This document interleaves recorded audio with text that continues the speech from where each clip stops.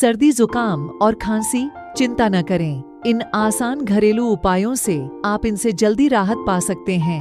गर्म पानी पीना, खूब सारा गर्म पानी पिएं। यह आपके शरीर को हाइड्रेटेड रखेगा और कफ को पतला करेगा।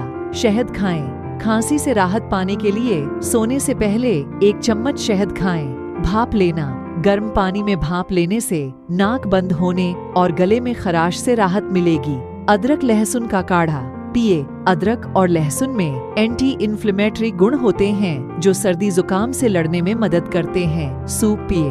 5 गर्म सूप आपके शरीर को पोषण देगा और आपको ऊर्जा प्रदान करेगा। इन घरेलू उपायों के साथ थोड़ा आराम करें और जल्द ही आप बेहतर महसूस करेंगे।